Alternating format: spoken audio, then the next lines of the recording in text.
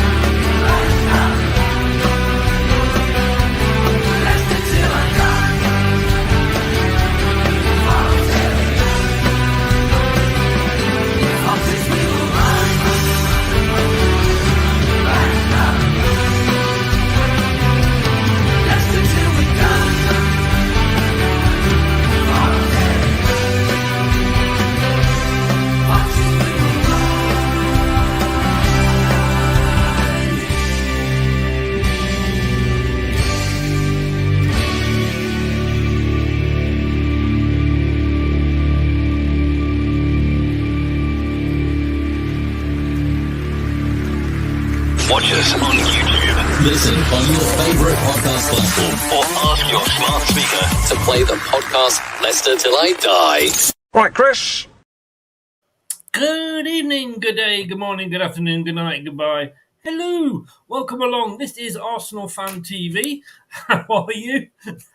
Of course, it's not Arsenal Fan TV. It's Leicester Till I Die TV, LTID TV. I feel like Arsenal Fan TV because I'm searching today, looking at the past and look, do you remember when we won this? And do you remember when we did that? And, you know, I mean, Arsenal, as far as I know, are the only team that's actually got a time capsule buried beneath the stadium. But after our season, well, it's good to look back and remember. This is LTID TV from Leicester Till I Die. Thank you for joining us, either if you're watching on YouTube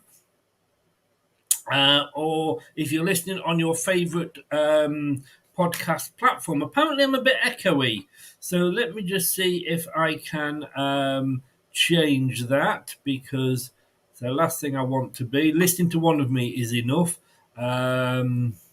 Listening to two of me, is that any better? Hopefully it is. If you're listening on podcast, your favourite podcast platform, thank you very, very much indeed. Appreciate that.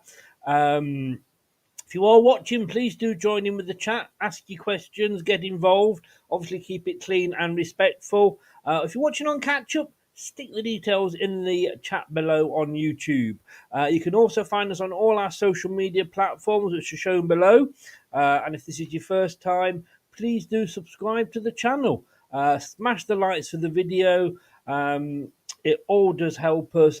And if you are feeling in the generous mood, just £1.99 of your good old English pounds, you can become a member.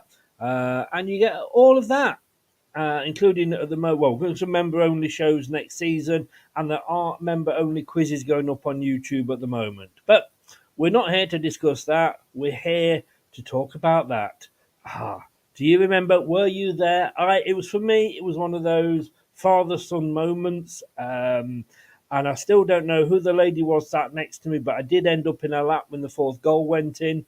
Well, I would have done had my son not grabbed me in time. God, he's got a lot to answer for. But I'll apologise to her now in advance. Don't know who she is, but I do. I would have probably broken her legs had I landed in there. But we're going to look back at that season, because it was an amazing start to the season. It probably peaked very early with this game. Then kind of went a little bit downhill, but the thing we'll remember, obviously, is the Great Escape. Talking about Great Escapes, somebody that's been escaped from the zoo. Good evening, Brad.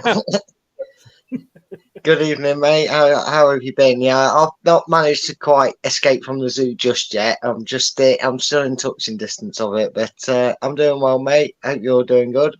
I am doing well. I feel like I've got Brad withdrawal symptoms. I've not seen you for about 5 days, and yet before that, we were seeing each other every day of the week.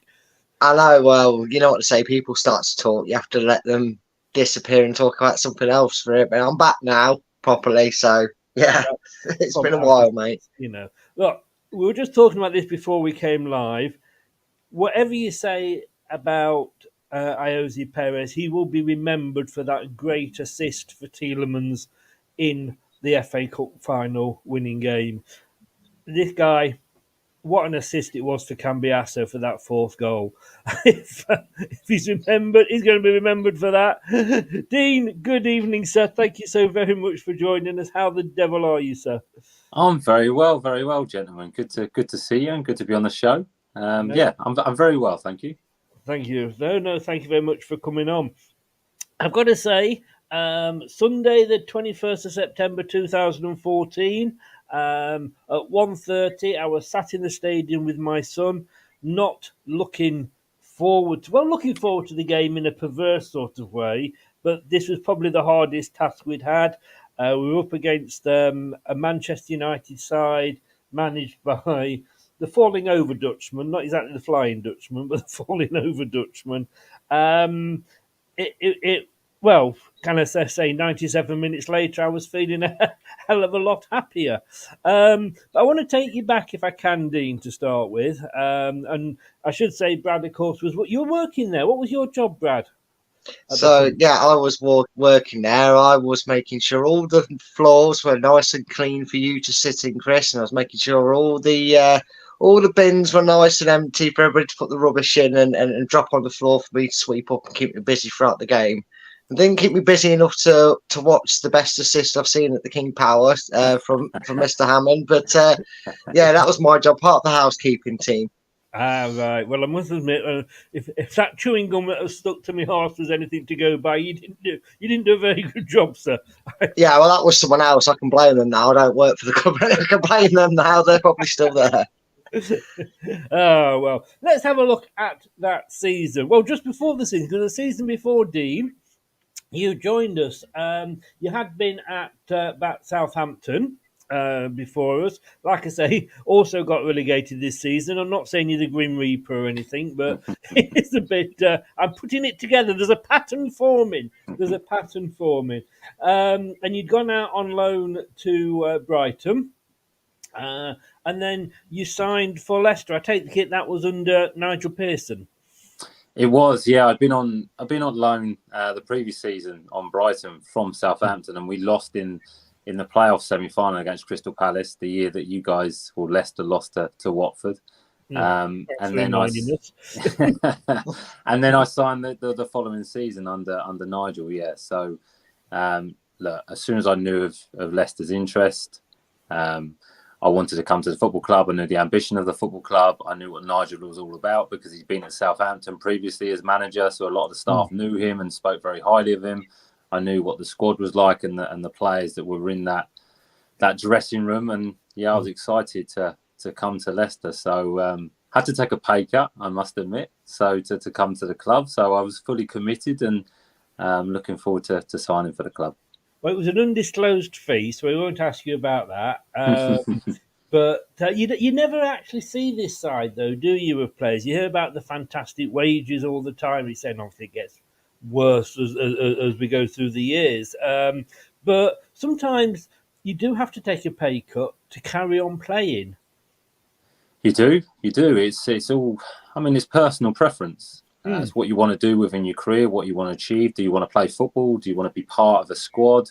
It all depends what you want to achieve as a player. So, yeah, like I'd had a couple of promotions at Southampton. I got to the Premier League, and I hadn't actually played for Southampton in the Premier League, which was obviously a disappointment. So, when I got the opportunity and the interest was there from Leicester, and I knew their ambition and I knew where the club was heading, I wanted to sign for that personal ambition to try and play in the Premier League, and fortunately enough, it happened. So yeah, it was a good decision at the time. So you never know in football, but I'm very glad I made it. You don't. But I mean, to quote, and I apologise if this is wrong, I'm going to play in Wikipedia, but it does say, excuse me, Dean said the Leicester City move would help him to play in the Premier League one day. That was what it was. It was. I was one of those players. Look, I believed in my own ability, but I don't think anyone was ever going to pay huge money from me from a Premier League football club. So for me to be able to fulfil that dream was via a promotion, via being at a football club that was going to get into the Premier League by winning promotion. And as soon as Leicester were interested, and like I say, I knew the quality within that group. Didn't know anyone personally, but No. obviously had played against Leicester and played against the players. So I knew they'd come close a year before. I know how good the manager was. So if I was ever going to play in the Premier League and fulfil that dream, coming to Leicester was going to give me a real good chance. Yeah. Dan, who mod on the channel, big friend, Burnley fan, so he's feeling happy. Big Dean Hammond, Brad is Richard Hammond, and sorry, Chris, you're Alison Hammond. Thank you, Dan. Can I just say, that means that I've got to present this morning, doesn't it? Hang on a second, let me get this right. Are you okay? You may have, no, let me not go down that route. But Dan, you are welcome, mate.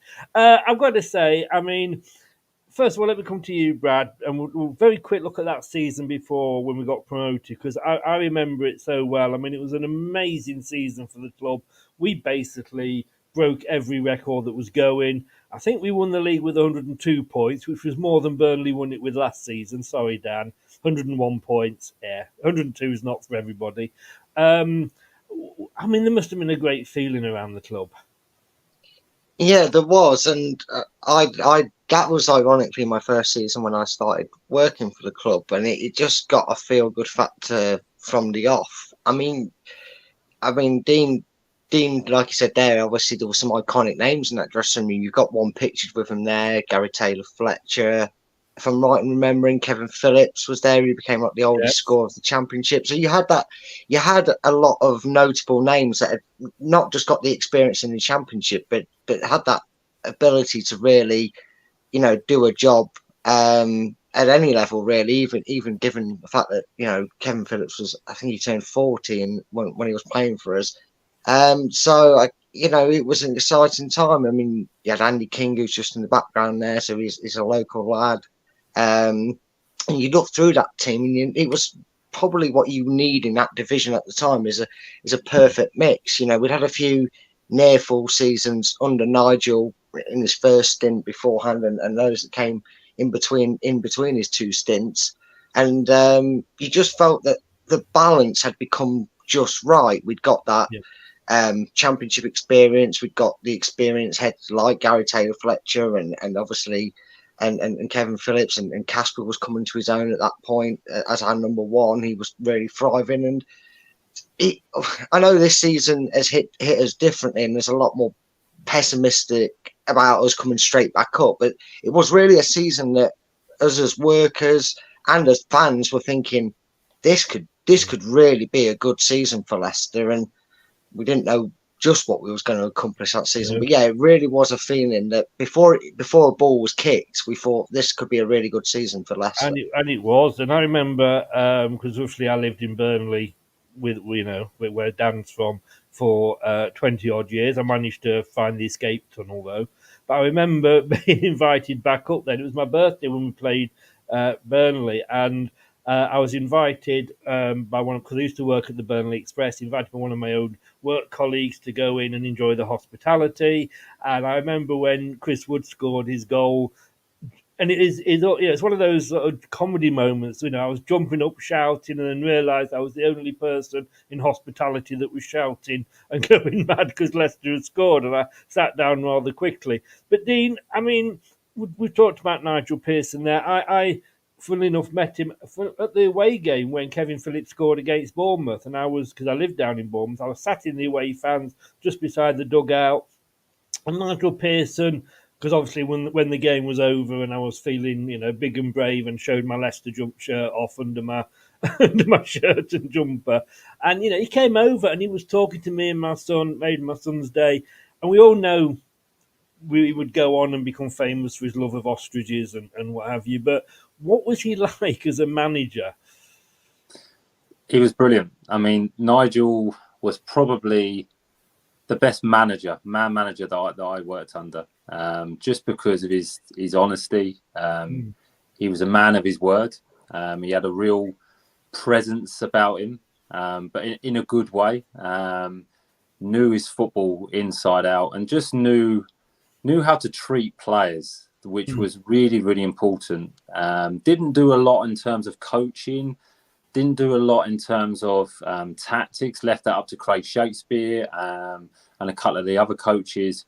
But in terms of team selection, in terms of putting a team out to win a game, in terms of recruitment and signing players, he was fantastic. So, look, I've got nothing but good words to say about Nigel. I really enjoyed my time under there. Wish I'd started a few more games. I made quite a few appearances, but wish I'd started a few more. But I had real competition in that area of the pitch with Danny Drinkle, Andy King, Matty James, etc. Yeah.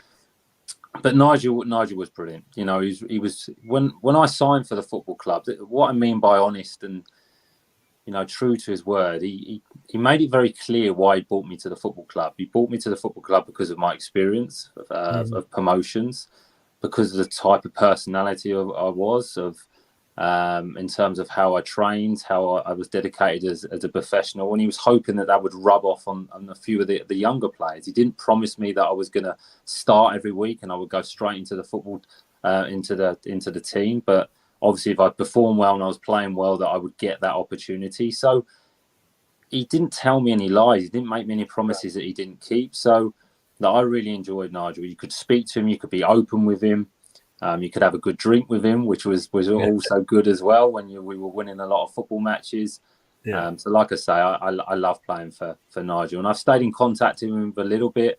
When I was loan manager at the football club and he was managing over Belgium, I used to go over there and see him and speak to him. So he's a good person, a good man, and he's doing well again against Bristol. And if he gets time there, I think he'll get another promotion on his CV as well. Be nice to see. I like to see because I still don't think I never called Leicester a big club. So I like to see, the clubs that not the Man City's, United, Liverpool, and all them doing well and having a chance. I love Luton going up to the Premier League this season. I mean, that season was amazing when we were smashing records, most away wins on the trot, and all that sort of thing. So going into the next season, the confidence and the feeling. I know there's always that nerves about, well, as long as we finish 17th, we'll be fine. But Dean, there must have been a tremendous feeling going into that season that you could achieve something. There was, because we had that confidence, we had that momentum from obviously winning the championship by such a stretch, really. And we knew we had, like I say, quality within the group. We'd made some good signings as well. Leo Joe had come in, Matty Upson had come into the football club. We'd signed Esteban Cambiasso. So it just added to the fact that we thought that we were going to do well in the Premier League. And we were a hungry group. There was a group of young players within the squad that had not played in the Premier League, and they were hungry to prove themselves at that level. So we started the season really, really well and probably surprised a few people. And then we had a really tough spell for a long period in the season, but finished really, really strong. But if you look at the results during the season, we never got blown away. We never got beaten heavy. We were only losing by the odd goal, the odd maybe individual mistake, a little bit naivety because it was our first season in the Premier League. But once that clicked, there was no stopping us. And the way we finished the season, I still say it now, I believe the way we finished the end of that season really built up the momentum and the belief for the season that was going to follow in terms of winning the Premier League, which is an incredible story. But there was some optimism within the group. There was no fear. There was some fear, but we weren't scared of playing against the bigger clubs. We weren't scared about taking them on. We weren't just going to sit there and suck up pressure and just trying to hang on for a draw. We wanted to take games to the other teams, and when we did that, more often than not, we got a good result. I mean, I remember. I mean, Brad, we've discussed this many times. My 7-hour return journey, in the car every week with my son to watch us lose, but there was none of the, dare I say, 6-2s, 4-2s, 5-2s that we suffered last season. But I can remember when it was confirmed that we'd signed Esteban Cambiasso, Brad. I mean, as a fan, it was like, no. Who's reporting this? This has got to be the Sunday Sport or something. This can't be real.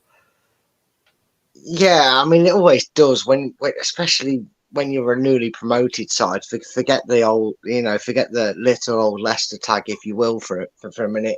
When you hear someone of that caliber in your club, you're thinking, okay, Who put that on the press? Who had too many beers and pressed, send on that? And then it kept going and going, and then there was more, well, I want to say more firm reassurances that Leicester were talking to Cambiasso, and then it kind of dragged on for a little bit with the club's negotiating, which it's fair to say, a man of that caliber convincing him to come to a newly promoted side. It's not going to be something that people got a little bit frustrated when it kind of died off and seemed to drag out and that. But I just kept thinking, no, it's something's going to happen. Someone like Inter or someone like that's just going to come in and take him for 2 years. There's no way he's going to come to Leicester. So I tried to stay out of it, and all of a sudden, my phone goes off one day, and I'm thinking, I'm trying not to answer it because I think I was working that day. So I waited, checked my break. It's like, Cambiasso signs for Leicester. And I just remember thinking, I'm working on train down tomorrow. I'm going to see him. And I didn't get a chance to. I think he was escorted in the building, but I thought, yeah, I'm going to be in the same building and there's a presence of that. And it kind of took a while to sink in because, like you say, it's, it's such a talented footballer. To get him in was fantastic. And Dean, I mean, as players, I mean, what how did it have effect on on the team? Because I'm not putting anybody else down, but this was a huge signing. It was, and like you two, we probably we were talking about it in the dressing room. We heard the rumours. We were trying to get a little bit more out of the coaching staff and the manager of what was really going on, and we didn't think it would happen. We thought it was paper talk, but when it did happen, I mean, when Esteban came in, first of all, what a footballer, what a talent, but what a person as well. I mean, I really enjoyed working with Esteban. Obviously, being a midfield player, I was a little bit nervous myself. That was my time up at the football club, and he was coming to give me extra competition, which he did. But fortunately enough, I got to actually play with him and work with him every day. And I learned a lot from Esteban. When he came in, I think I was 32 at the time when he came in, and I learned a lot within that season in terms of about awareness, positional playing in midfield. Because Esteban wasn't the quickest around the pitch, but his anticipation and his awareness of where the ball was going to land, his positional play, his one-touch, two-touch play was amazing. And he used to do it in training as well. He didn't want to run a lot, which is okay. I was quite happy to do his running for a player of that quality. Yeah. But when he came into the group, couldn't really speak much English. He would only speak to Leo Joa because they could communicate together. But he learned very, very quickly, and he led.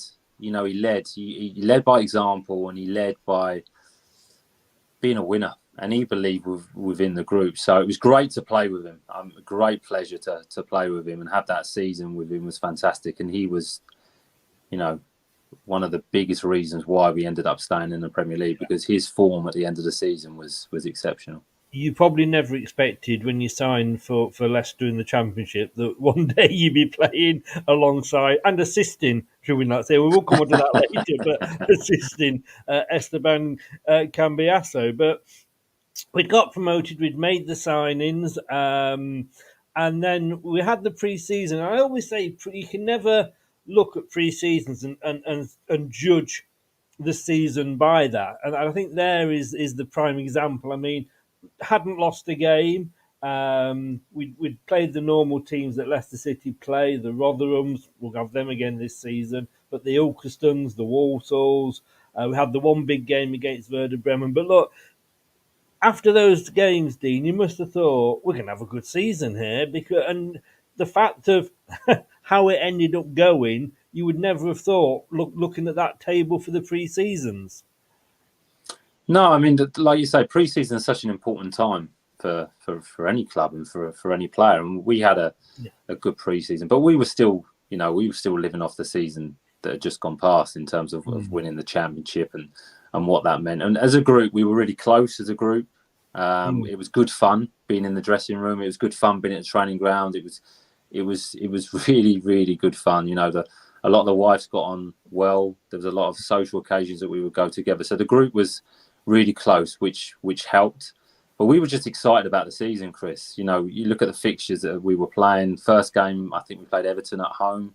We were excited about that. And then it led to, I think we had Arsenal, Chelsea, Man United within the first 5-6 games of the season. So we were thrown right in the deep end. But look, like I say, a young, enthusiastic, hungry group that believed that we could cause these bigger teams some problems. And we did that in the early stages.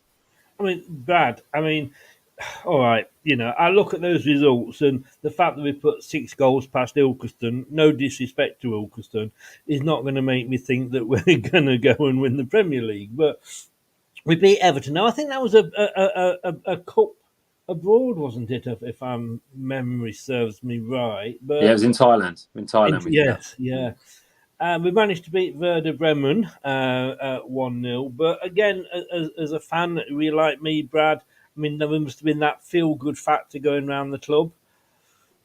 Yeah, I'm sure Dean cared to disagree with me here, but we all know that the biggest part of a pre-season is to really get the sharpness, the fitness, and the focus up. So you don't read too much into the results, especially when you, with the greatest respect, you look at the fact that there's Ilkeston and there's MK Dons in that list, and I don't want to scare people in my face trying to look at who else we played, but it's like, yeah, we played like Rotherham and teams like that. But there was some competitive fixtures, like Dean said, they flew out and played in a cup game against Everton. The trophy actually sits in the owners' lounge as well. They have that prided in there with all the other trophies we've won recently. So it was something that you take on, and it's one of them. Like I said again, take the little Leicester fact out of it. Just being a newly promoted side, no team wants to start the season looking at their pre-season list, going loss, draw, 0-0, injury. That's obviously something else you can't be helped, but. Looking at that, you're thinking that's fantastic. They've not lost that momentum from last season. They're going to be on a high. They're going to be good, and kind of lived up to the motto at the time that's come around the club, that they seem to keep that fearless attitude. I'd love that to have been the start of the season, but for a pre-season, you're thinking, because it could have gone the other way, couldn't it, Chris? If Leicester, if they hadn't have got good results from them pre-seasons, fans maybe not have been so optimistic, but it did help the momentum carry on to it. Yes, yeah. With the form. Definitely. Talking about the season though, Dean, and let's get into the season and the lead up to the game we're going to be talking about. First game was at home. The aforementioned Leo Ujoa equalising after we'd gone behind, and it was the fact that we hadn't lost. I think more than the fact of, I don't think it mattered who we would have played, but Chris Wood, who wasn't to make many appearances after this, but again, did you come off that pitch thinking, "Yep, here we go, we're up and running"?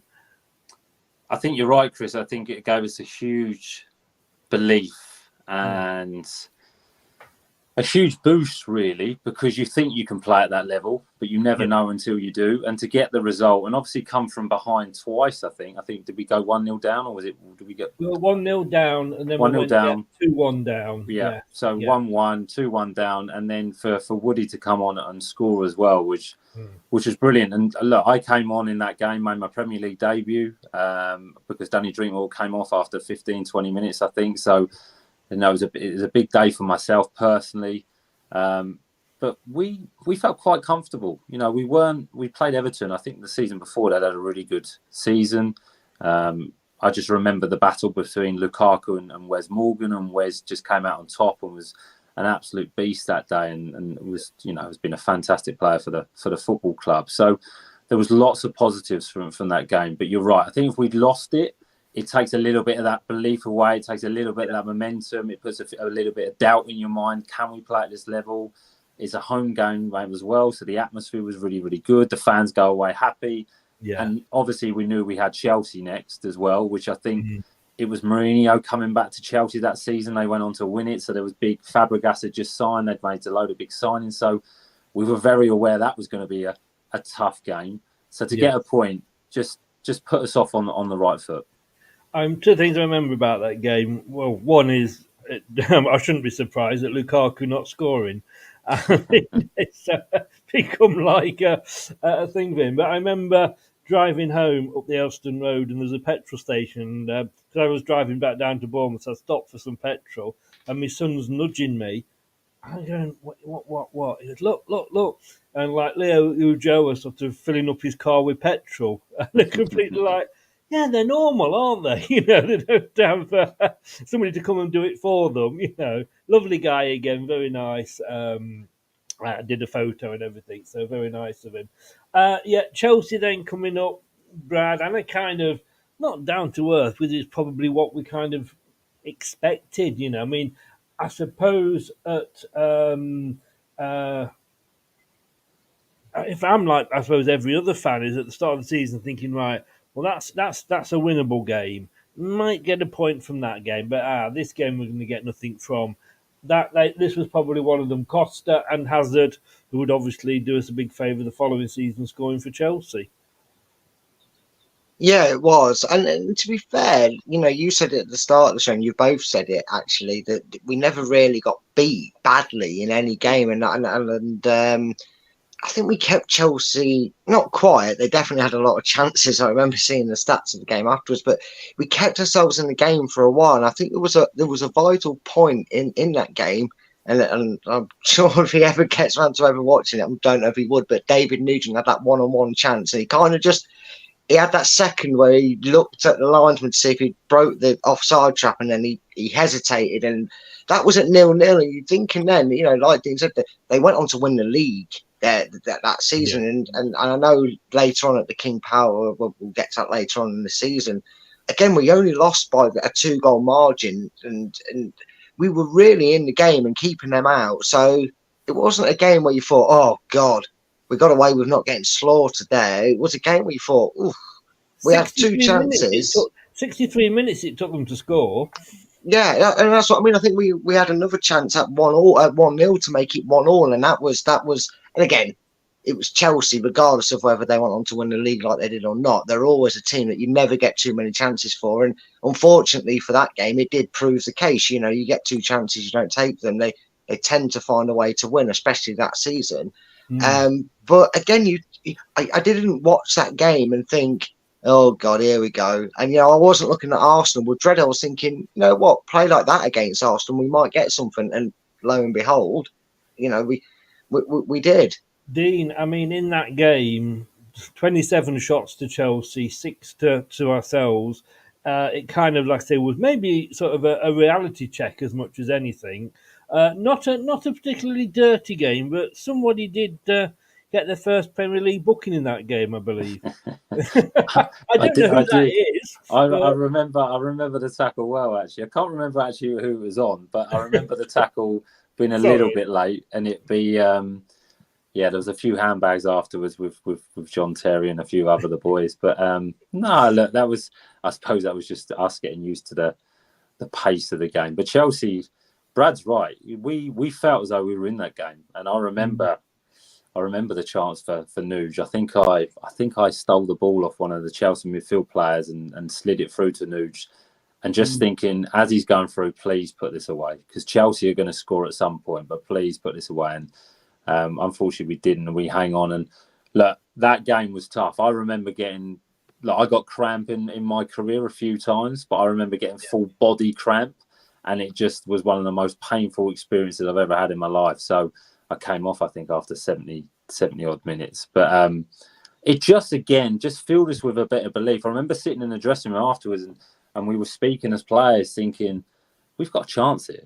We've just played against one of the favourites for the Premier League, and we've given them a game today. They've not run away with it. They've not completely outplayed us. They've not dominated us. We stood up to them physically. We played some good football at times. Yes, they had chances, but we had a couple. So, yeah, there was a sense of confidence within the dressing room that we could do okay. We could do okay this year.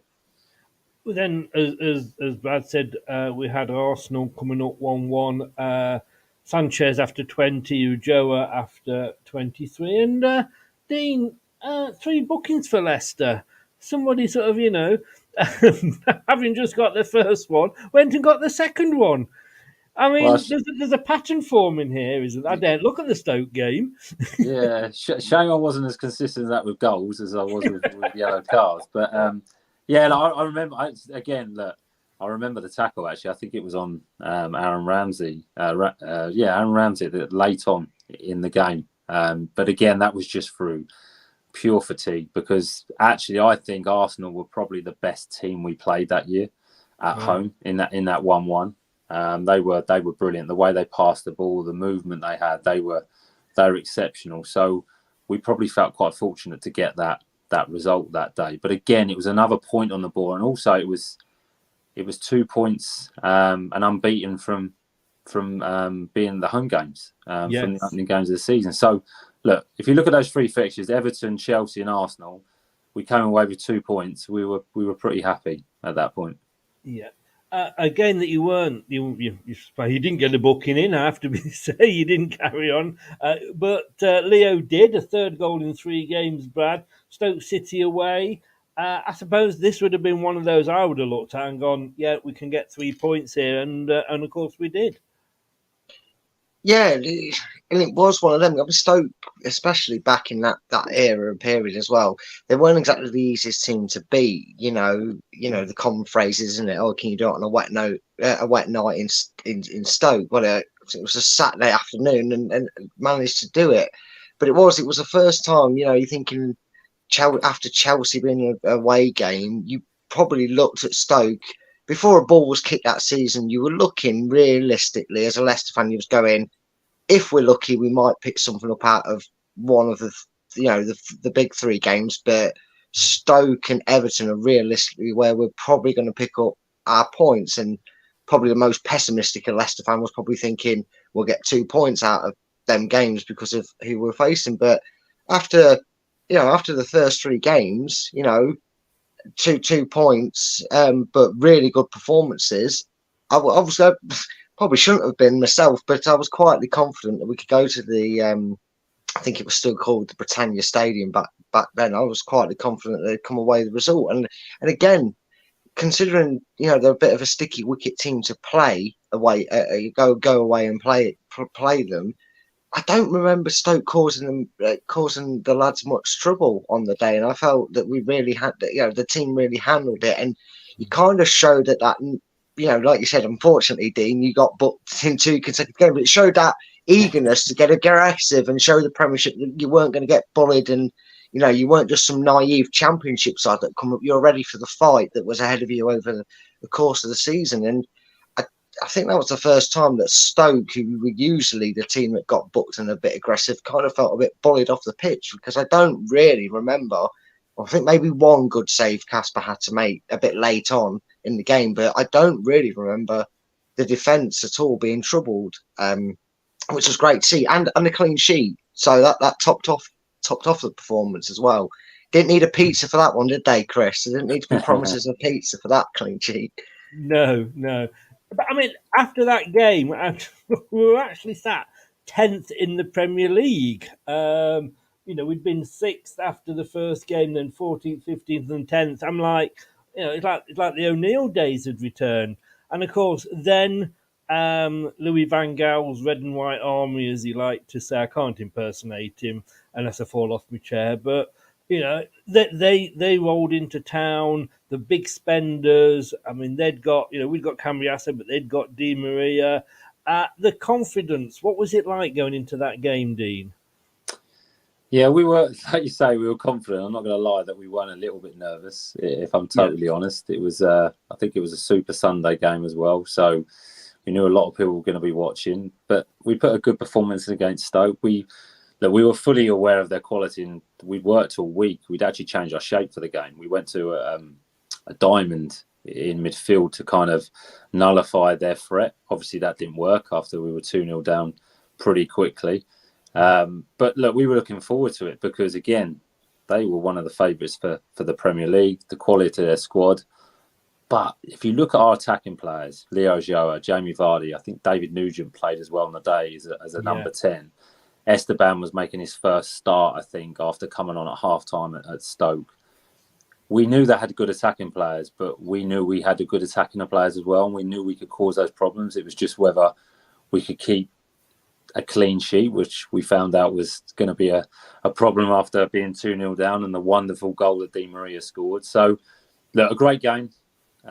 Brilliant memories from that, and yeah, I still watch it occasionally when it's on Sky Gold, I must admit. I don't have to wait for Sky Gold. I go down that YouTube rabbit hole very, very often, believe you me. But yeah, I mean, Brad, I mean, on that pitch starting, Ujoa, Nugent, and Vardy, there was no sort of parking the bus in Nigel's mind, was there? I mean, 3 strikers on the pitch.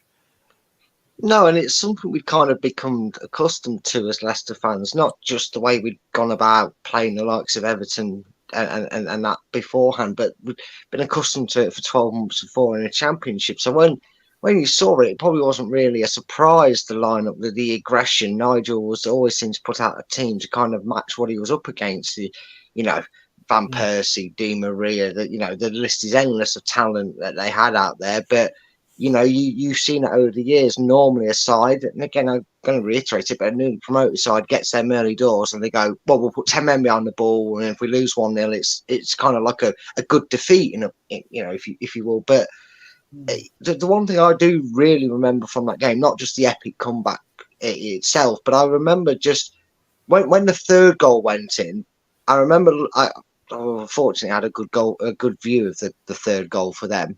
When I was coming up the stairs, but I remember seeing it was more of a relief on the Manchester United bench, and I think at the time, Cambiasso was on, and he just he didn't let anybody drop their heads, and you could see him. He was going up to players, he was clapping, and he was just geeing everybody up. And it's if there was ever a bit of slight doubt that maybe the race is run, let's take 3-1. He just brought something to that pitch, and the crowd wouldn't allow the players to kind of give up on it, and it epitomised what followed. Because remember, that third goal went in, there was only 20 minutes left. I don't think there was many people on the phones or anywhere that would have been chancing their arm, putting a bet on Leicester to come out and get a draw from that game, let alone go on and get the result that we did. I mean, Dean, a certain Mr. Mahrez couldn't even make it on the pitch. I know. I'm trying to think why Riyad wasn't playing at that stage. He was on the subs bench, as we could see, but obviously what talent he was. But I think, like I say, we changed the shape. We went to a bit of a diamond, and Nuge had played that number 10, and there was me, Danny Drinkwater, Esteban on the pitch as well. So we didn't really have much width in the team that day. I think that may be the reason why Riyad wasn't playing. So yeah, it was.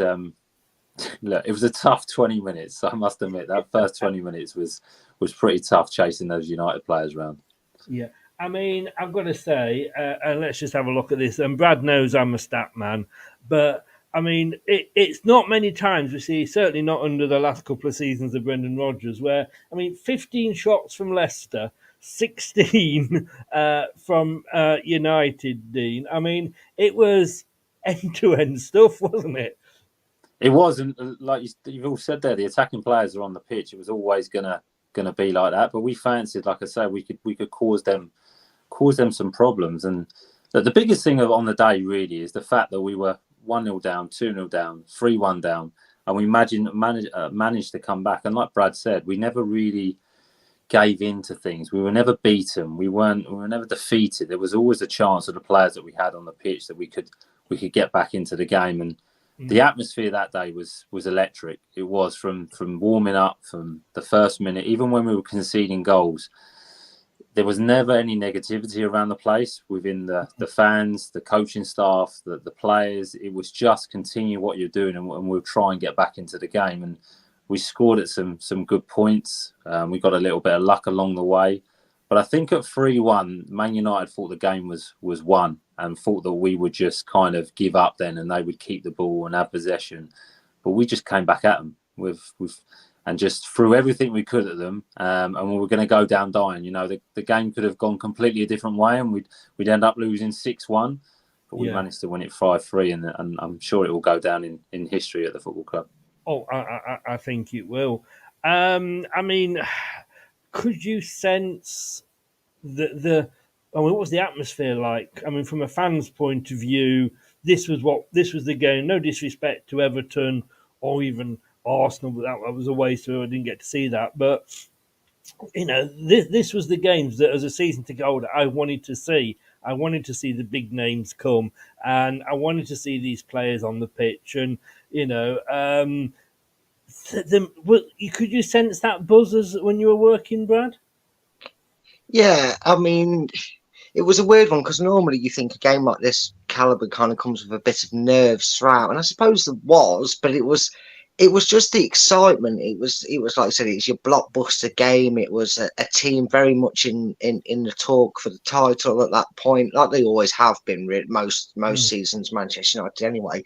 But I think it was more a carefree attitude in the crowd. I mean, normally when the gates open up, they open up about an hour and a half before kickoff anyway. And normally it's a slow filtering, and it's no disrespect to any opposition, but it's normally just a case of you get the early birds that they want to get in, they want to get themselves seated and fight, and make sure they do all the maybe pre-match rituals that some have. But it was a real feel-good atmosphere. I think there was, like I said, a bit of a carefree. There wasn't almost a feeling of, oh, it's a free hit, it's Man United. It was, I'm going to enjoy it. Today's got a really good feeling, and the sun was out. You had the cameras were all there, and the stadium felt like it was already 3/4 full after about 20 minutes of the turnstiles being open. And people were bouncing, they were talking about it. There was people saying, "Oh, you know what? If these don't turn up, we could have these," And I was thinking, I'm not one of the most blue-tinted, optimistic Leicester fans you'll meet, Danny. And I was going, he's had too many beers. It's only 20 minutes in, but no, the atmosphere really did match it. And as a fan, from our perspective, Dean, that's what we felt we could see on the pitch. And it's the connection that you as players always talk about when you get asked questions in an interview. But to kind of put it as a fan, we felt like you give us the effort, we'll give you the energy. And that's just how the whole day played out from the start. I mean, probably don't remember it, but you actually walked past our area when you were walking, and you looked so focused, but you were so chatty with each other. It was like there was no nerves. It wasn't like, oh, Man United, got to be prepared. You were just relaxed right up until you went into the changing rooms and everything. I'm sure your nerves may have kicked in when you were walking out of the tunnel, but as a fan, you felt the energy and you could feel it in the crowd, and you just felt, yeah, we've got a chance here. And like you said, pivotal moments of scoring it. I don't even think it was 2 minutes when Ajoa got it back to 2-1. You guys made sure that we always felt we had a chance to come away with something, or we weren't going to go lose 4-5-6-1. And that game epitomizes, effort for effort. If you put in the effort and work your knackers off, we can take losing games, can't we, Chris? We always say we don't mind losing games. By the way, Dean. But, that was my professional term, working knackers off. Yeah. But, we've always said you can take losing games. It's just how you go about doing it. And, exactly. And we never, like we said before, it was a season where, we never capitulated at all. But, Dean, with this game, you were warming up. And we often say, that the crowd of the 12th man and what have you. And we've seen this year where the crowd have been a little bit quiet and, whether that affects the players. But when you walk out there, and it's as good as a full stadium. I mean, there was 31,784 people there. I'm sure 31,000 of those were probably Leicester City fans. But, I mean, does your hair go up on the back of the neck? Do you get that buzz? Do you feed off that? Personally, look, I've always fed off that. I never really suffered with nerves too much. I think you have a little bit in the dressing room when you finally come in from the warm up and you're doing those last little bits. The manager says those last few words. You get together as a group and have those couple of moments together. But once you're in the tunnel, and you can, the best bit is for me, I should love standing in the tunnel. You can hear the noise of the crowd. You can hear the atmosphere building up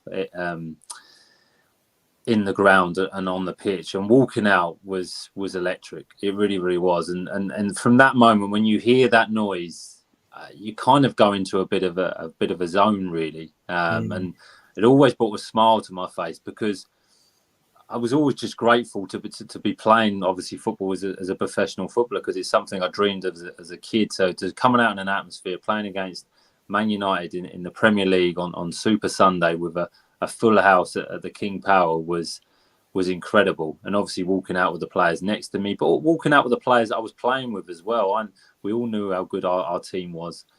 So there was a real sense of optimism that we could do something special. Now, we got brought down to earth pretty quickly in that first, like I say, that first 15, 20 minutes when Man United were playing with that freedom. But we hung in there and we stayed within the game. But yeah, walking out from that tunnel was amazing. I can still feel it now as I talk about it and think about it. It was a brilliant feeling. I think, for me as a fan, I was sat there. Had we lost that game, so it was a bit like the Chelsea one, I would not have come away particularly disappointed because it was Man United. We were expected, to probably lose. But I sat there and I turned to my son. I think it's about 10 minutes, and I said to him, Sean, 10 minutes gone, still 0-0. We're doing well. And then I think was it Van Nistelrooy got the first goal. Yep. And I mean, I don't know about you. To me, I think it came. Did it come off one of our players? I think that's why Casper didn't get to it. It did. It came off. Was it Liam Moore's head? Liam Moore, yeah. Liam Moore. Came off Liam Moore at the back post, yeah. Yeah. But even at how as on the pitch, Dean, I mean, did you sense the crowd? I mean, I wasn't even down. I've got to be honest with you. At 1-0, it was a case of, well, look, we've done all right so far. Look, like I say, you obviously are a little bit disappointed and you're a little bit deflated because you don't want to go behind against a big team like Man United with the attacking players they've got on the pitch. But like I say, we always knew that we could score goals, and we knew with the attacking players we had on the pitch that we would get opportunities. And that came, but it's difficult. You go 1-0 down, the Man United players relax a little bit more. There's a little bit less pressure on them because they're winning the game. They can express themselves a little bit more. And they started to do that. And that's where the second goal came from. But no, never sensed anything from the crowd. This is where Nigel and Craig Shakespeare were so good because they were very consistent in their message, whether that was at training, whether it was on the sideline in terms of their message to the players, just continue what we're doing. We had a game plan. And like we knew we were going to create chances, but yeah, it's tough. It's tough when, after I can't remember what time they actually scored, but it was in the first 15 minutes to then think, okay, It sounds like I really know my stuff there, doesn't it? But I have the joy of having the matchup on a different page. 12 minutes. Box is in, who's a Man United fan. He says they're terrible game. It wasn't. I couldn't wait to get home and watch it again. He says he remembers LVG was playing a front five versus Leicester, plus left Blint to play centre midfield on his own. After that 5-3 game, LGV went defensive until he was sacked 18 months later. It was a great... There's a picture coming up later of him and Ryan sort of holding their heads in their hands. I think Ryan dropped his head, to be honest with you, but he was trying to hold it. That second goal, Brad. I stood there and I was like, I was behind that goal, and I was like, what a goal! I had to applaud it, and all the fans around us was applauding it. Even as a Leicester fan, you had to go, bloody hell, that was good.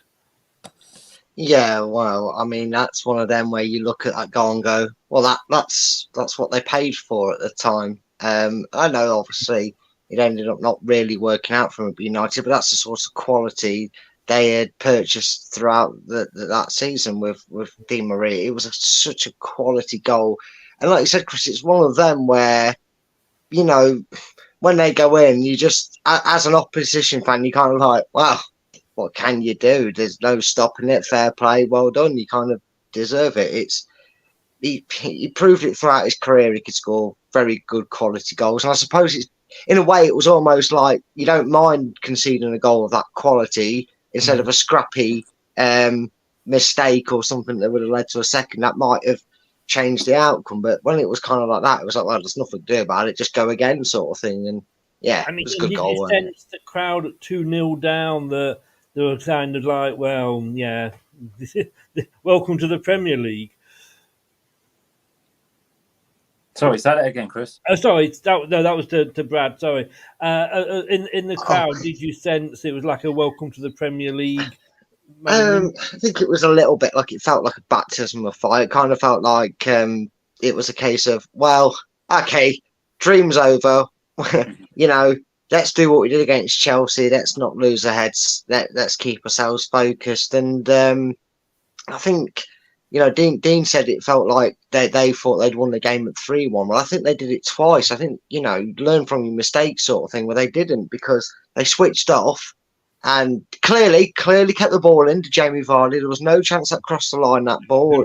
He got down the right, he crossed it in, and, and we were back in the game. And, it kind of shocked them all of a sudden because, we didn't really have time to dwell on it as fans. We were kind of going, oh, well, let's still enjoy our afternoon. Yeah, it was very quick, Dean, wasn't it? I mean, this is the thing. I mean, in a game where you got Robin van Persie scoring the first goal, assisted by Falcao, you've then got Di Maria scoring the second goal, assisted by Wayne Rooney, and the guy they're talking about is a £1 million player from Fleetwood Town. But what a cross it was. And like Brad said, it wasn't out. And yes, before anybody goes mad, I do know I have made a mess of this slide. You can't get the staff anymore. I put it as 1-1, and it wasn't. Obviously, it was 1-2 with this goal. But Joe, I mean, what a header. I mean, we literally hadn't sat down from, the goal on the 16th minute to make it 2-0. And that happened. And you're suddenly like, whoa. And again, did that feeling, run through the players like, oh, well, hang on a second? It did. It definitely did. But it was probably the first time that Jamie had got in behind the United defence in that afternoon. With the first 15, 20 minutes, Man United had a lot of the ball. We'd played a lot in front of them. We hadn't quite got into our rhythm yet. But when Vardy's in that mood and he gets down the line and he's got that pace and he's aggressive, I'm with you. The ball definitely stayed in. And Leo Joa in the air is so good, so good. I played the year before with Leo at Brighton. He was with me at Brighton, and he scored a lot of goals then. So he was very, very good in the air. And we knew, I can't think it was Johnny Evans was playing centre half, I think, for United that day. And we knew if we could get crosses in the box, Leo Joa could be quite dominant. But the reaction was brilliant, and like you say, it lifted everything. It lifted that belief again. We were back in the game, and United thought the game was won, and now they knew they were back in the game. It just changed things very, very quickly, and from that point, it was okay. Can we consolidate a little bit for 5-10 minutes? Stay in the game now. Don't let United score again, and start building that momentum up again. But no, it was a fantastic header. It really, really is, because it looks easy, but that's a difficult skill to score a header like that. Whatever happened to Johnny Evans, I don't know. But I mean, Brad, to me, Leo Joa was. We talked about Stan Collymore and like there's the one that got away. I do not think that we were fair to Ojo. And okay, a new manager comes in and what have you, but that season. Not just this game, but obviously we're concentrating on this game, but he scored some vital goals for us. Yeah, he did. And I think he felt the brunt of it because obviously there was a lot of expectation around a certain £1 million buy at the time. He'd found his feet in that season at the Championship and David Nugent. And for a while, especially at the start of the season, where we are now, like talking about it, he was the big contributor for our goals. He was finding ways to keep us in the game and win us a few games. And this one really showed his qualities. In fact, I don't know if he was on loan at Brighton with him when we played Brighton, Dean, but I think he scored a hat trick when Ojoa that's got beat us 4-1. Yeah, and that's what convinced us to go in for him as well. And so you must have done a show on us on that day as well to get us to come after you as well, Dean. But you saw his quality then, and I think he's one of them that's always suffered from that stigma that he was too good for the Championship, but would never quite take it at the Premier League level. And he proved everybody wrong. And I'm with you, Chris. I thought, again, new manager sees it differently. They want to use their own people and players and whatnot, and he did kind of get given the cold shoulder, and he was always one that was loved, like probably his predecessor afterwards. Okazaki was very well loved by the crowd, but maybe a little bit underappreciated at points in his career, but in terms of getting on the pitch, because he was the main reason in terms of our goal threat to why we had the start we did in them first 6 or 7 games. Yeah. Dean, half time. We've gone in, still in it, 2-1 down. What was that half time team talk like from Nigel? Very calm, Chris. Nigel was always like that. Nigel very rarely raised his voice, really, or lost his temper. He was very considerate in terms of his message, and it was just a message of trying to stay in the game and trying. When we got those opportunities, we had to be ruthless, because we hadn't created a lot in the first half, and we knew their threat, but we also knew our threat. So not a lot was said. If I'm completely honest, not a lot was said, because we'd worked a lot in the week in terms of how we were playing. I think Nigel was considering changing the shape a little bit again. I think Esteban was only planning to play probably 60 minutes of the game, so there was already the full process of, will we change shape, who was going to come on, will we go more attacking, but it was to try and stay in the game and then try and attack it a little bit more later on, when maybe the United players would get a little bit tired, because we were a strong, physical, fit team that could go for 90 minutes, and we had pace in our team as well. So, like, I'm repeating myself, but we knew we could hurt them. So it was just about not conceding again and putting a little bit more pressure on United, have a little bit more possession. But not a lot was said. It was very calm, very composed, and a continued message that we could get back into the game. And it looked good for 12 minutes, Brad. And then it kind of it didn't, because United 3-1. Assist from Di Maria. He was a bit of a pain that game. And a goal from Ander Herrera, which, if I remember, kind of wrong footage, Michael. Yeah, it took a wicked deflection off it, and it kind of was one that seemed to sucker punch. But the feeling around the crowd, I think even United fans were a little bit surprised that they weren't expecting it to go in, because it was looking quite a comfortable save until it took the deflection. But the response from the crowd was one, like Dean said and yourself said tonight, Chris. Normally, when you concede a goal, it's obviously always disappointing, and you normally have that first couple of minutes where it takes the crowd a second to kind of wrap their head around it and then go again. But they rallied straight away, and you again, that was probably the moment I remember where Cambiasso just, as that leader as he was on the pitch at that point, like Dean said, he was probably going to come off at that point, and thankfully he didn't, because we all know what happened, thereafter. But he just seemed to kind of look at the players and go, look, listen, they've not given up. They're still loving what you're doing. And I don't know if maybe there was a plan in action where maybe Nigel was potentially thinking, okay, 3-1, see it out. I don't know. Obviously, the man here will know that better than I will, funny enough, being he was on the pitch and playing. But you never got that feeling that we were just going to stop there. We was going to keep going at them, and we responded to that by really giving a roar. You almost felt like we'd scored the way we kept cheering them on, even though it was 3-1, and looking bleak at that point. Dean, we'd given them a minute to enjoy the second goal. We were a bit more generous this time. We gave them 5 minutes, and then we got a penalty. We did. Dave Nugent, who, if I remember, actually wasn't really a prolific penalty taker before that season, but he'd come out, I think, didn't he, and say, I need to sort of take more responsibility. And he certainly did that day, making it 2-3 from the spot on the 60-something minute, 64th minute with the penalty. Yeah, and when I spoke, we needed a little bit of luck. Let's be honest. If that penalty wouldn't be given now with VAR, because the shoulder charge Vars did on Raphael, I think, would have been given as a free kick. But Vars is really, really clever, because he knows once he gets away with that Raphael's going to retaliate and come back Yeah. at him, and he uses you've seen it as much as I have. The way Vards wins penalties and anticipates a bit of contact on him was brilliant. So we had a bit of luck, and do you know what? I can't remember why, but the referee was telling us at half time that he owed us one. I can't remember if something happened. Really? If there's something happened in the first half where he hadn't given a penalty or a big decision he hadn't given us why, and he was laughing and joking that I owe you one as we were walking at half time. And look, he repaid his debt, if I'm honest, by giving us that penalty.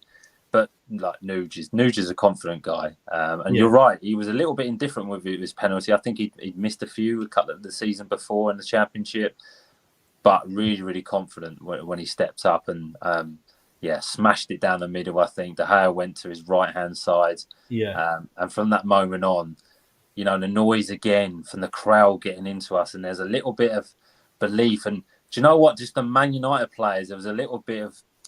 They were a little bit deflated in their eyes, thinking they're coming back at us again. We thought this game was won again, and now they're still in it. And our tails are up, and there was a lot more energy from us. We went a little bit direct. Vards was getting in behind a little bit more. There was a bit more space. We knew we were well in the game. Yeah. Boris says there, that's me in the yellow jumper behind the goal. Yes, just to the left there. Getting ready to jump up, I'm sure, Boris. We wouldn't have got that goal these days, would we, Brad? I mean, I'm surprised. It was Mark Clattenburg, obviously, who was the referee, and of course we know his attitude the following season when Chelsea played Tottenham. You know, he decided beforehand he wasn't going to be sent off, so he couldn't send a Spurs player off because he didn't want to get the blame for losing on the title. But yeah, that would not have got away with it. I mean, that we did get that one, didn't we? No, I don't. You're talking about he dived. Vardy was brought down. Hack. It was a hack on Vardy. Blatant penalty. Vardy never touched him. Yeah, it was. Let's face it. We've all seen it a million times. So we've had that little Mutley laugh looking at it, haven't we? Probably looking back over it because he was very right. But it was like Dean said there. Clearly, it was what we felt as fans. We felt the same. We felt like that we've got under their skin a bit here. Then look, that you could see them backing up, and the goals that sort of followed after that were the same. The Man U was suddenly the team on the defense, and you like to say this a lot, Chris.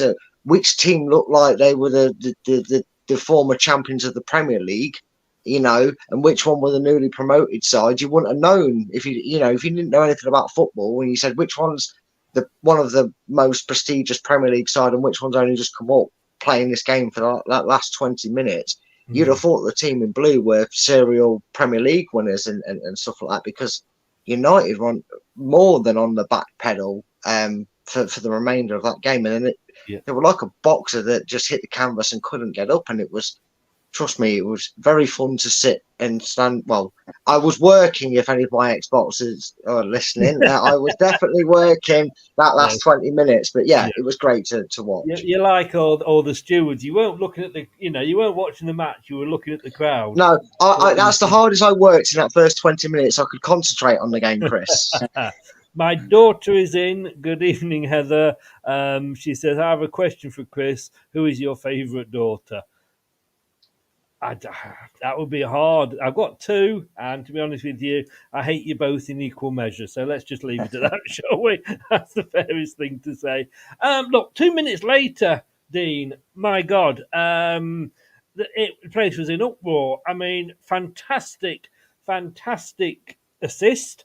I mean, was it obviously? I think it was a shot, wasn't it? That kind of bounced off. But was that the sort of feeling in the? Come on, these are here for the taking. Let's just have a go at them. It was totally that. Once we got the penalty, and like I say, we could sense a bit of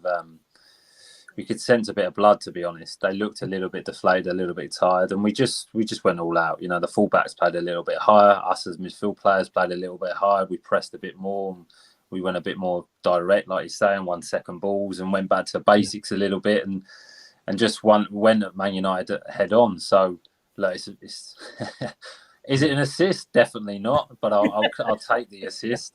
It was a half shot that didn't connect too well as the balls landed there for me. It could, if I remember it right, it wouldn't quite settle for me. I needed to be honest, I needed another touch to just be able to then settle myself and get a better strike on it. But I think if I remember rightly, I sensed that I could have an opportunity to shoot here, and I got a little bit excited. And Paul Konchesky was actually running down the left-hand side, and I probably should have passed it to him because he was the better option. Yeah. But again, got a little bit of luck. I had a strike. I think it hit a United player. Then it hit Jamie Vardy, and it looks like he set it, and it just falls. It falls lovely for Esteban. And if you want it to fall to a player on the edge of the box who's going to strike the ball clean and strike it well, you want it to be Esteban, and it just fell nicely for him. And Brad mentioned it at that minute. I think as that happened a couple of minutes before, Nigel on the sideline had actually told Esteban he was coming off. So Esteban was aware that it could be his last action, and it was a brilliant strike. And if I'm honest, I've never heard the King Power that loud. When that goal went in, it just erupted. The place was so loud. I don't know whether it was shock or pure excitement, but our tail was up, and the way the players celebrated after that was brilliant. And I remember we all went over to the far corner. We all bundled each other. We got back up. I remember, it's one of the clearest memories I have as a player. I remember walking back slowly to the halfway line and actually realising the moment I was in, which you don't get as a footballer because everything's 100 miles an hour and you're very rarely actually there. It's more on reflection when you think about games or past memories. But I remember actually just looking up at the crowd and looking at my teammates and just thinking, yeah, this is why I became a footballer for a moment like this. And also, I remember speaking, I think it was to Danny Drinkwater. It might have been Nuge thinking, we can win this. I remember a couple of players thinking, we can win this. We're not going to hang on to this and try and hang for a 3-3. We can go and win this game. And we went on to do that.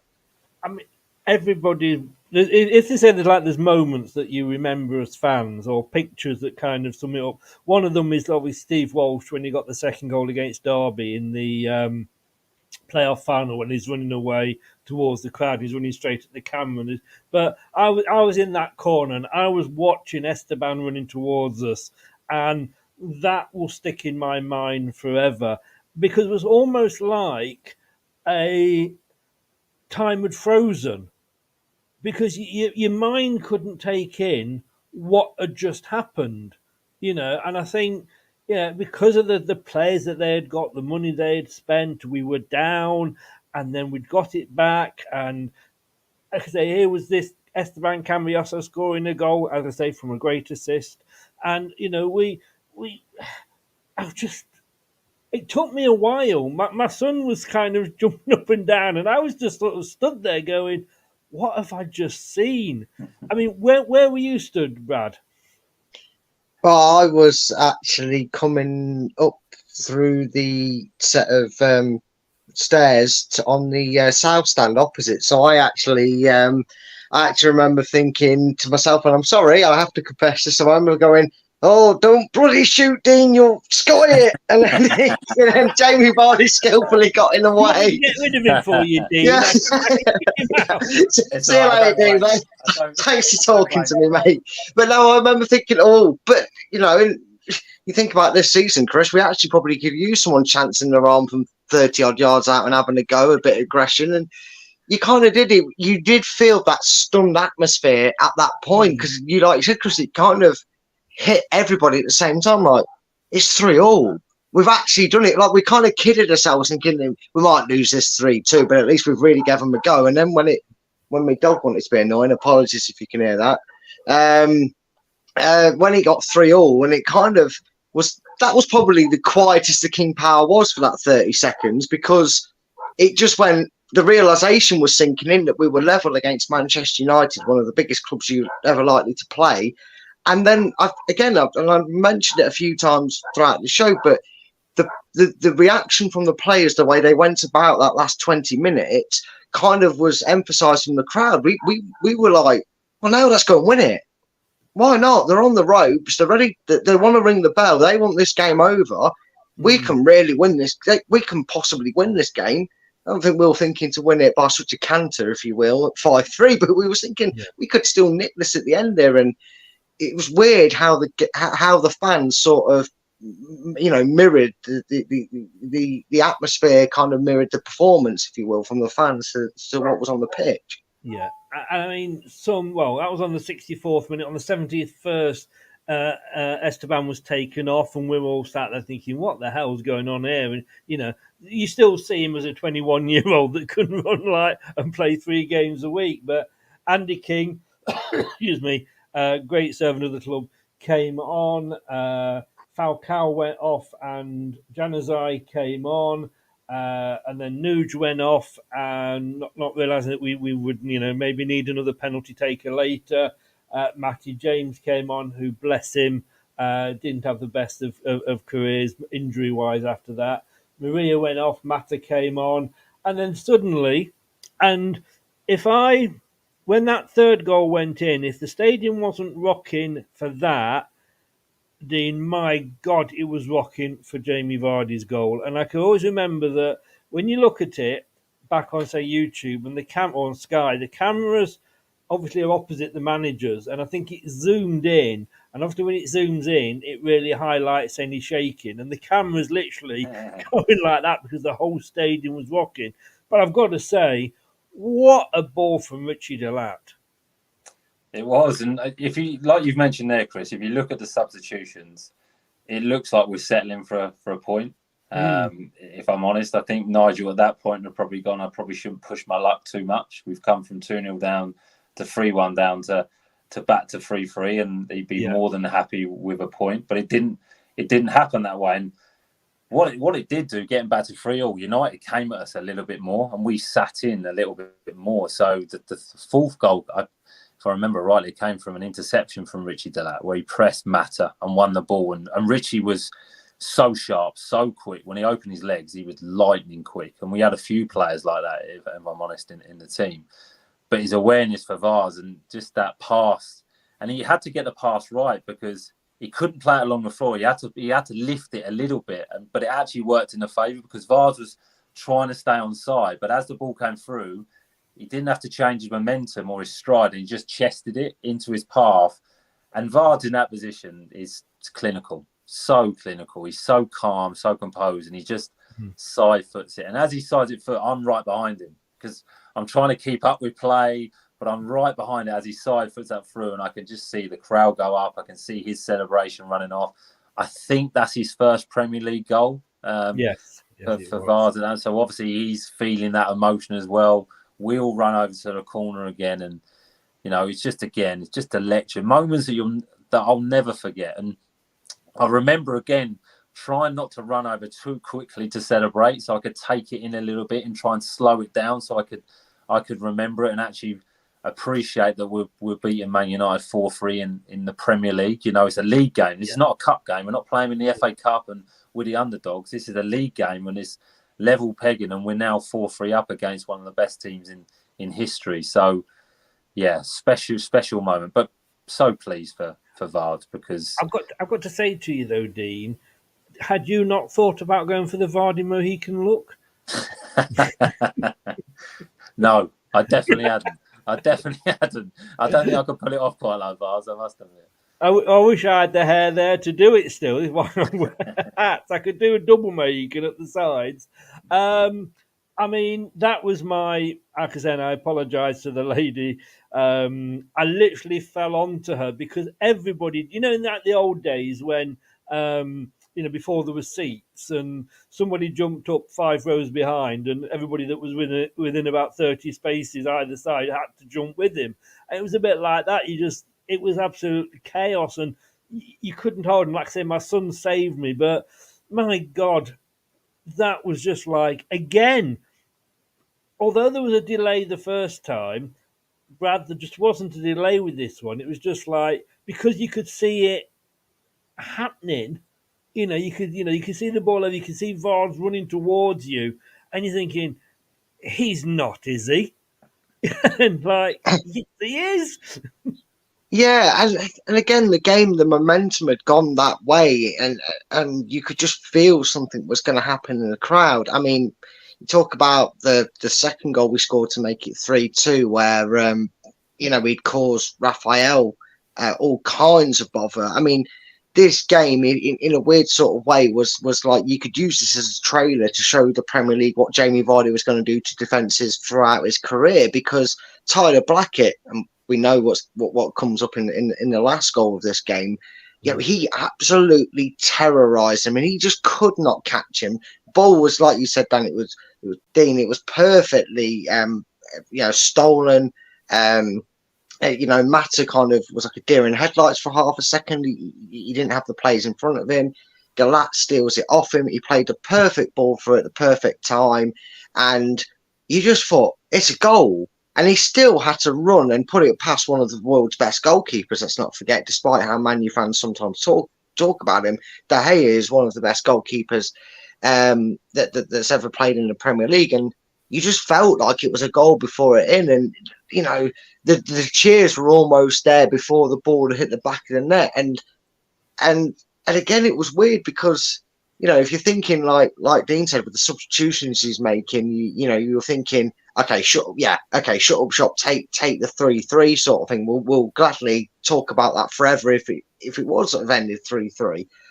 But when the fourth goal went in, it wasn't like, okay, go defensive, see it out. It was, God, we're gonna score another one. And obviously, I don't know how many people genuinely believe that saying, but you felt like there's only one team that's going to keep scoring. It was It was obviously us in the end.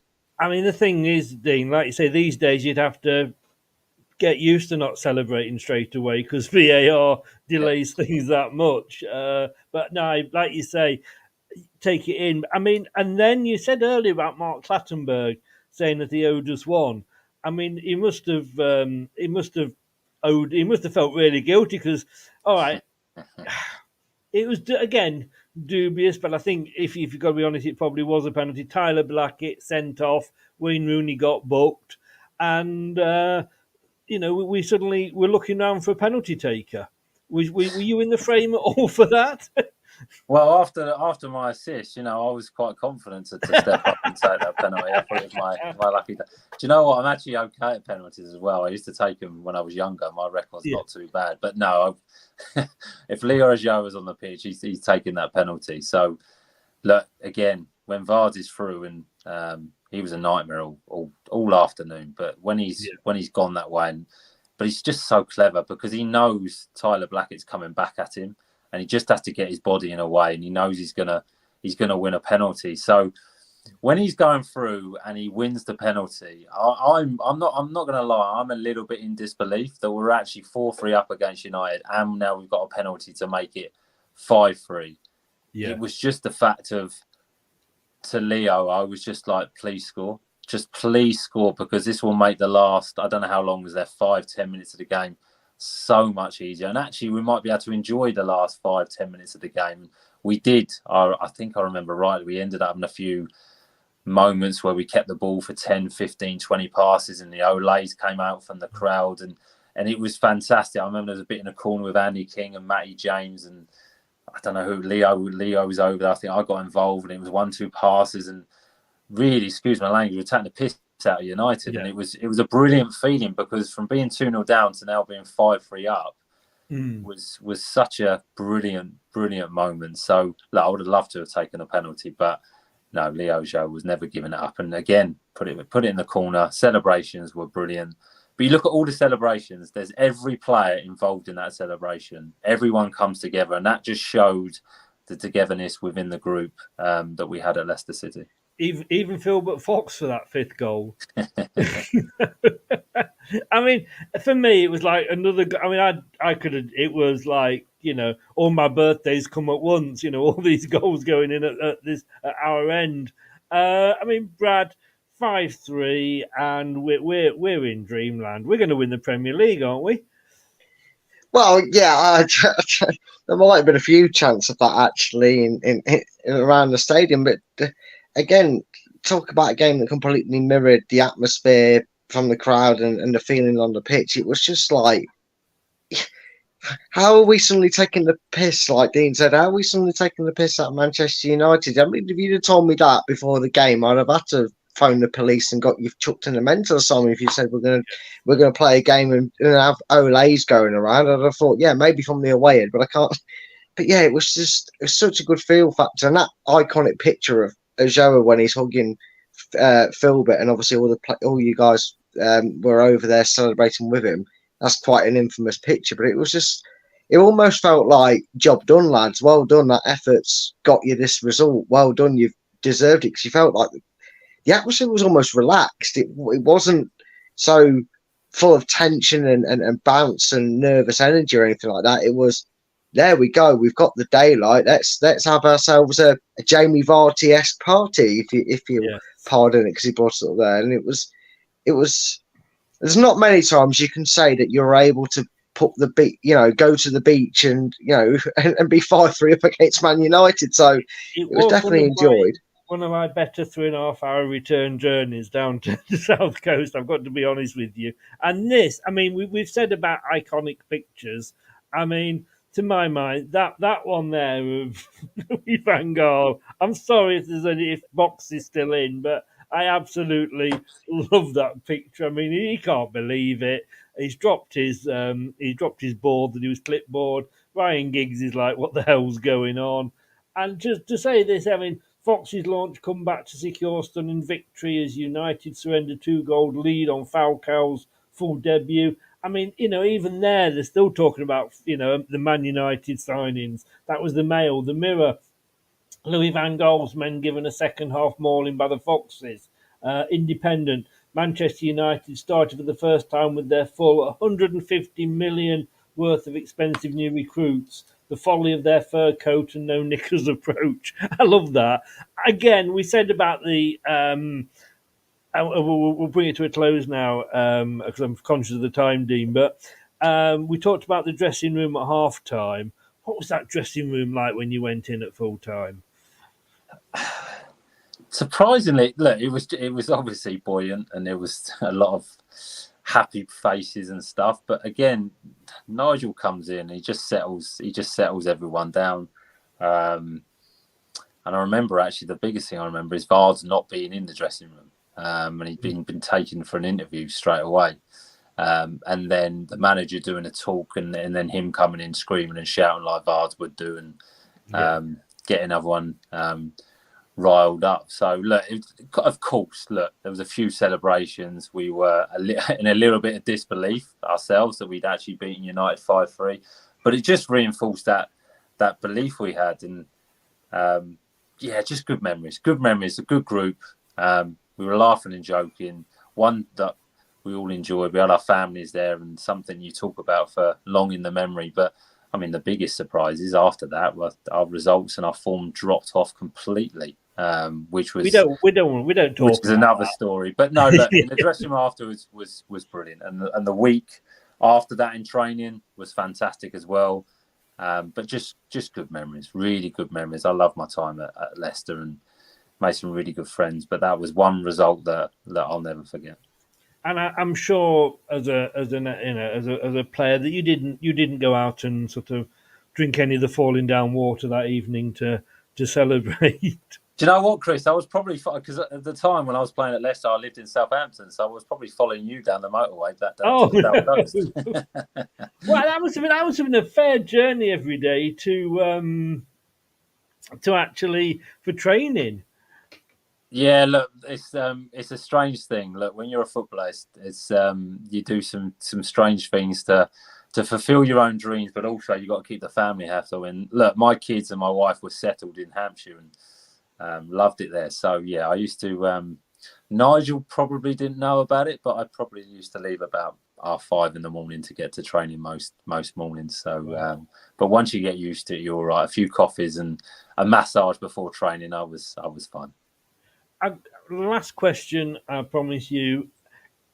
As fans, it's up there for us as one of the all-time games. As a player, having played in that game, with the opposition that we were playing, with the way that we came back from behind twice, is it up there for you as one of the best games you've ever played in?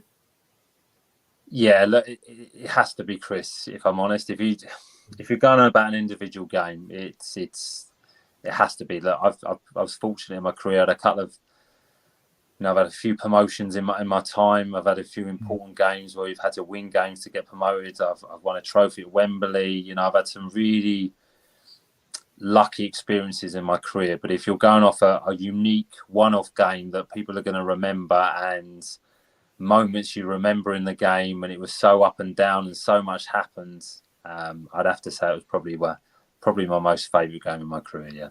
Brilliant. Look, I really do. It went on a little bit longer than I thought, but then once you start talking football, that's the way it goes, isn't it?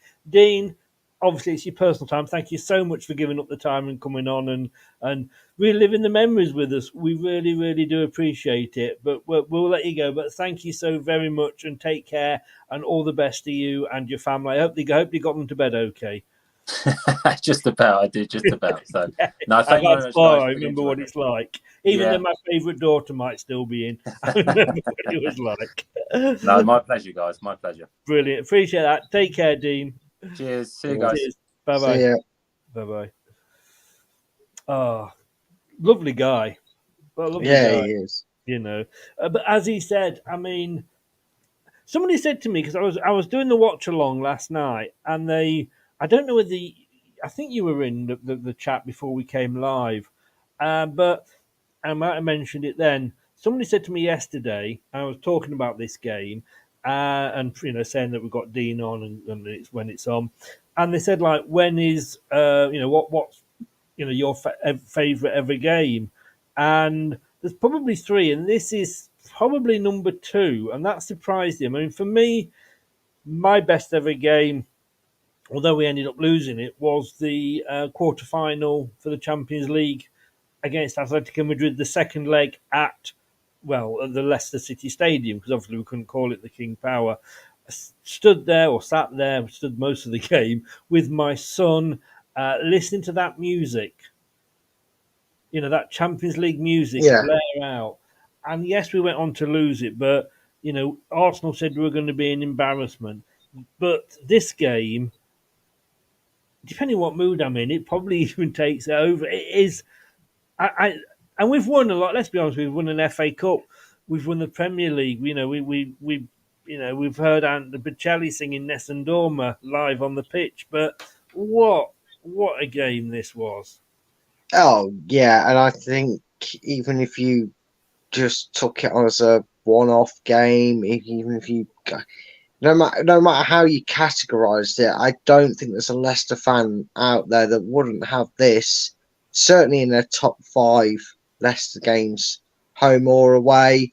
It's in my top 3. I think for me, it's probably second favourite to a game that we also didn't win, but I'm a little bit more biased for its sentiment reasons. But my first game I went and properly saw, at least I remember seeing us play, was another game where we scored a hatful of goals. It was a 3-3 draw against Arsenal. And oh yes, of course. I forget that. Yes, yeah, which is another great one. But that probably holds more sentiment reasons behind why that was also a good game. I wasn't at that game, so I don't tend to. Yes, it's different if it's your favourite games, but the games where you're at. But Dean said there, and it was that we played that on the 21st of September, and we walked out. It was a Sunday lunchtime kickoff live on Sky. The final whistle went at 22 minutes past 3. We trundled out of that stadium. We were happy. We were up to 7th, I think it was. That's as high as we would be all season. Little did we know that it would be the 28th of December before we got another win.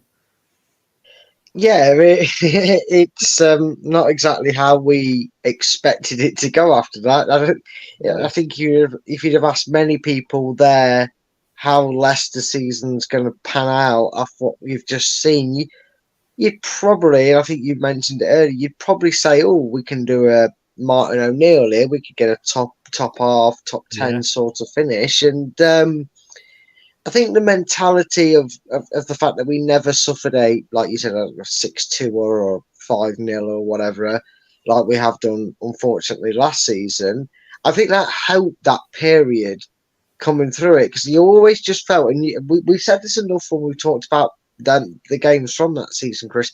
You always felt that we just needed that win. We needed that, little bit of injection of belief back into them again. And once they got it, we'd be okay. I mean, we cut it a little bit fine, but you want to make a season into a Hollywood movie, you've got to have a very spectacular ending. So that's why Leicester really left it that late. They always knew they were going to stay up. They just wanted a great escape moment to push West Brom off that perch. I mean, the most goals we conceded in the game was in March, away at Spurs, when we let in 4. But even then we scored 3. Yeah, and that showed the mentality. I mean, I know I've mentioned this on a few shows when we casted our mind back to this particular season. I remember, and now I was working at the King Power at that point. Yeah, working. I had my phone on my little cleaner's trolley, so I was watching the Arsenal. I was watching the Leicester Arsenal game at the Emirates, and I've said it before on like I said, numerous shows when we've talked about it. But it was the likes of Theo Wilcott were being interviewed after the game, and they said, "There's no way Leicester playing like that are going to be in trouble. We're shocked. They are where they are, because that was a fantastic, really hard game." And like you said, we conceded 4 against Spurs. We scored 3. I don't remember a game where we lost it by more than 2 goals that entire season. I don't think we did. Here. 2-0 Chelsea, 2-0 Palace, 2-0 Swansea, 2-0 Southampton, 3-2 to Queen's Park Rangers, but we scored 3. Liverpool 3-1, but that was only by 2 goals, wasn't it? West Ham was 2. Man United, they got their own back on the return game, but it was only 3-1. I mean, 2 goals, Chelsea 3-1. 2 goals was the most we lost by any game. Yeah, and I think that probably more epitomises that season than anything, because like it says, I think you ask any Leicester fan what was one thing they didn't mind about that season that probably wasn't fond in the memory, if you will, is the fact that every bad result we had never felt like, oh, it's doom and gloom, Yes, we were losing more weeks than not. I know there was a few draws in there, but there was never a feeling of, oh, well, that's us done then. That's the little Disney, fairy tales out of the way. Leicester are going to be back. We're going to be back in the Championship. There was never a feeling, home or away, where you left that stadium thinking we're going to get relegated. You just felt it's going to happen, surely. Like QPR game was one game where ebbed and flowed. I think Cambiasso scored in that. I think we had a 2-2 draw with Everton, and I think we had a 2-2 draw at Anfield, did we not? I think Nugent scored a goal in that. So we had some results that kept perking us up and kept showing that we had the ability. And when we finally got that win, it was 2-2 at Liverpool. You're quite right. Yes. Yeah. Schlupp scored in that game. Good God. I know, it says it all when Jeffrey Schlupp's banging in the goal. We can. They're the results and the performances that you think of and go, that's why we never felt like we were down. And obviously what ended up happening in the last 12, 13 games was, wow, we all know what happened the following season. Like I said, when we used to lead the games, that one we didn't, but we used to lead the game sort of with a couple of minutes to go just to be able to get out the ground, because we'd got a 3.5 hour journey home. And we would be, all these games we'd be driving and we'd be down, oh, we've lost it. After this game, oh, we've lost again. But we never sort of said, should we not go next week? Because we knew that the fight was there, Sorry, carry on. So I was going to say, again, you're very right, because there was never a feeling of like, oh, sod this, I can't be asked watching them play like this every week. It was more of a case of, sometimes, I mean, Spurs game was probably the most notable. Maybe it's just because of what's happened over history, but it felt weird between us and Spurs. But sometimes you felt like, okay, we didn't deserve that. We deserve something. And when I say that, I mean, we deserved a point at least, or we could have won that game. And you felt like next game it'll happen. And eventually we got to that point where it did happen. But like you said, you never felt like doing a Garinda and chucking your season ticket in the bin, or you know what I mean. Some things haven't changed though. Southampton beat us 2-0. Oh, well, the more things change, the more they stay the same, I guess. Just sending a thank you to Dean Hammond. Robbie Savage has just followed me back, so watch this space. You never know. You never know. Brad, it's been a pleasure, sir. It's been a pleasure. And it's going to be a pleasure. Well, it will be for me. I don't know about you because I'm going to go and set the questions now. But tomorrow night, yes, it is the big fat Leicester quiz. It's the one quiz we still do on this channel. Let me just get rid of the banner, then you can see what we're talking about. You are the quiz king. Somebody said, "Is that Wayne?" I went, no, that's not fair on Brad. But I'll let you think about that one. But we are back at 8 o'clock tomorrow. Excuse me. Are you feeling confident? 11 to beat, sir. I'm always confident until the quiz starts, Chris, because I don't remember how bad I am at them. But where was Claudio manager before we came over to Leicester? And I'll give you a clue. It's not Senegal. Oh, was it not? Oh, Spain. Spain will be my guess, mate. But 8 o'clock tomorrow. It is the reason it's the only quiz that we do on this channel is it's totally Leicester based. And obviously we're making this back more to the roots, and it's the Leicester channel. And if you haven't yet already, do get over there to Leicester TV, Leicester LTID TV, the quiz channel, which used to be Top 10 Battles, which was Brad's channel. He's coming to the fold now. It's, like I say, it's live. You can go and subscribe to that. There are too many quizzes to name that we've got planned, isn't there, Brad? Yeah.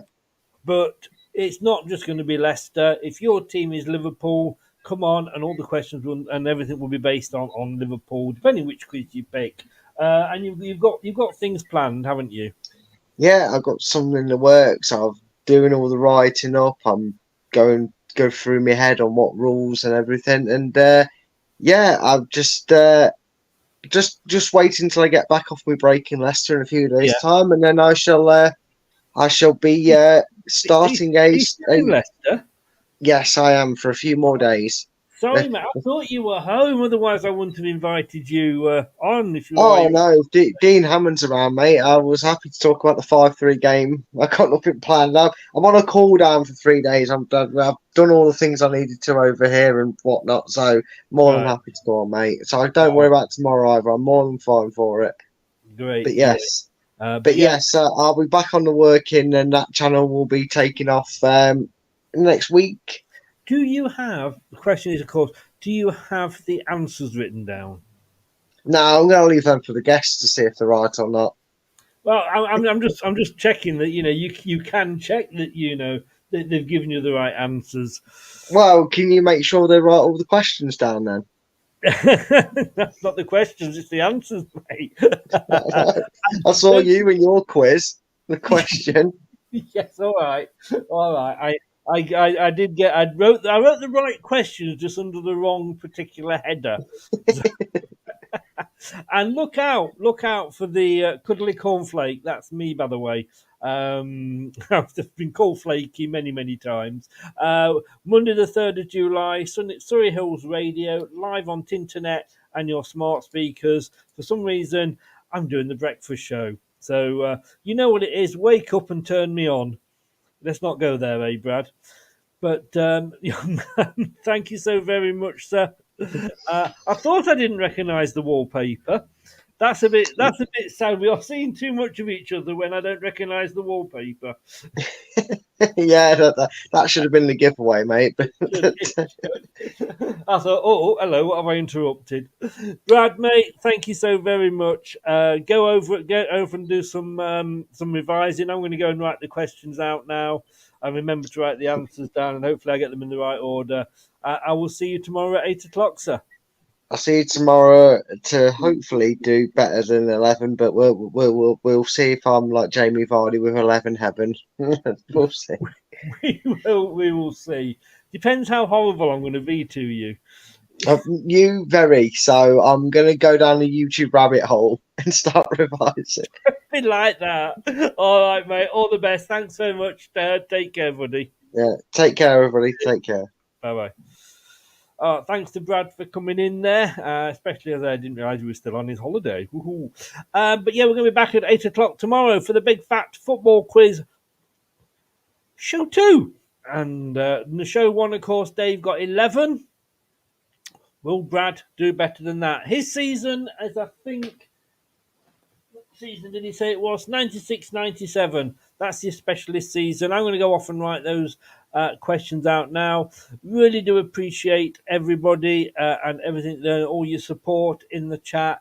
And thanks especially to Dean for coming on. Look, we know that these players, they don't have to give up their own time. Yeah, during COVID, a lot of ex-players didn't have report or didn't have things to do, but, it's normal now and they're on the holidays, and really always appreciate the fact that they give up the time to come on and do this. So that means a lot. And Dean, lovely guy. And, of course, it's nice to be able to talk about something nice in these relegation-fueled days.